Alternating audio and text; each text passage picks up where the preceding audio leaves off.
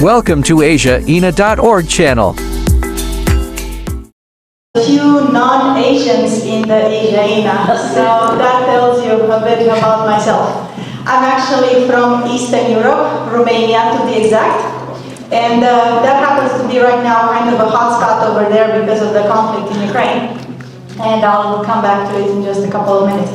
But as far as diversity and empowerment, these are very big notions, and one thing I noticed throughout the years, they are also very subjective. Diversity means something different for each person based on their personal, cultural, historical, geographical, anything background.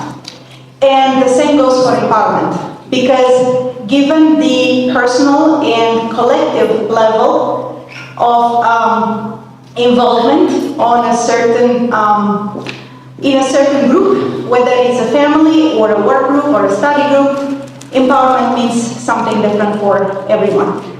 I grew up in a rather homogeneous society because in 1989, Romania was still under communist, and when that was toppled and we, basically after the fall of the Iron Curtain, the whole world opened up to us. And we were able to experience the beauty and the fascination of foreign cultures that before had been denied to us. We had this kind of attitude looking at somebody who looked different or spoke a foreign language, like really with our jaws down, like they were aliens, like they were from another planet, even though they're the same as us, Romanians, but they speak a different language. And they had so much nicer cars than us Romanians. Yeah. So with that said, I didn't think much about diversity in Romania other than I was absorbing it through all my pores. So now, 1990s wind of change throughout Europe, the Berlin Wall had fallen, the Iron Curtain had fallen, all Eastern Europe was opening up, and we were learning about foreign cultures. And I was so fascinated with it, and I was absorbing as much as I could. I am multilingual, and just so you know, in Romania it is mandatory to take 2 foreign languages, and the third one is optional in college. But meanwhile, on the side you can learn as many as you like. So right now I'm about 7, but not all of them as fluent as English, I must say. So when I came to the States, I realized that my diverse background is actually not the norm. And I had no problem with standing out rather than blending in. And it's actually a tendency that started in the US in the 90s with immigration, waves after waves after waves. Up until then, people tended to blend in, to embrace the American values, American culture and society. And then they realized, wait a minute, I can bring something better to the table. I can bring who I am, where I come from, something different, something exotic, something fascinating, learn about my culture. I would love to share it. So that was the wave of change. As far as empowerment, I would like to touch on that a little bit because, as I said, empowerment means different things. Say a young girl in a random family in a developing country. To her, power means if there is food on the table tonight for the whole family. It's as basic as that. You take a teenage girl in a more developed country, to her, power means going to school and choosing a career, as opposed to being given in an arranged marriage and having to bear children that she's not ready for. And for other women who have both the food on the table and the education, power means something even better, even bigger, greater. Build a business, own a business, build an empire. To me, power means connecting with people. This is my definition of power.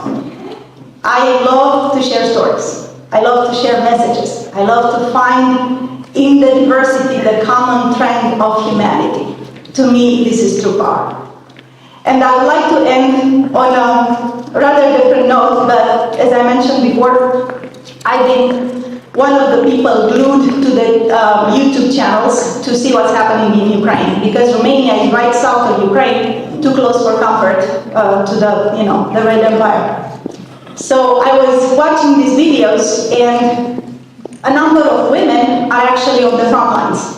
I don't know how many on the Russian side, but in Ukraine apparently there are 50,000 active combatants, women, on the front line, out of which 5,000 in active combat, either snipers or combat medics. And out of those, let's say 5,000 women, there's a segment that actually pregnant women on the front line. So how do you tell that? So there's the army, they have to assure supplies for everybody, make sure the operations run smoothly, but they find themselves in a bind because they did not have uniforms for the ladies. So not only they had to wear shoes that were 3 sizes bigger and clothes 4 sizes bigger, but now they realized we need to modernize the army. And this is power. This is empowerment for women that was not possible 100 years ago. Somebody would have told you, women don't belong on the front line. Well, how about pregnant women? Do they belong on the front line? Well, there they are, ready or not.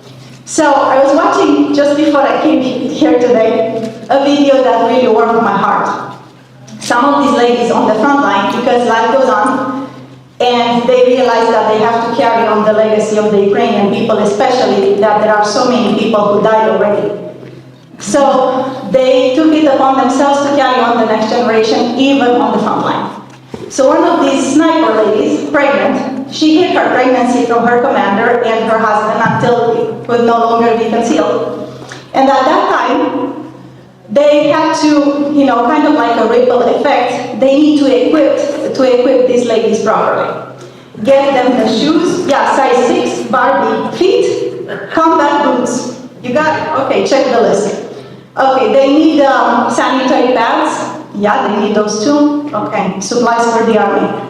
And last but not the least, they need those fatigues. That's what they call the military uniform. I don't know why, but it makes sense because it's mental fatigue, it's emotional fatigue, it's physical exhaustion, is basically risking your life. So they are now building fatigues for pregnant women. With all the pouch and everything, they look really cute. So I'm thinking, man, women have come a long way. So this is what empowerment means to some of them.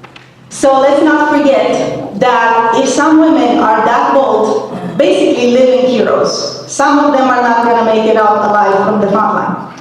But for those who are there and who will survive and who will win, it's a tribute.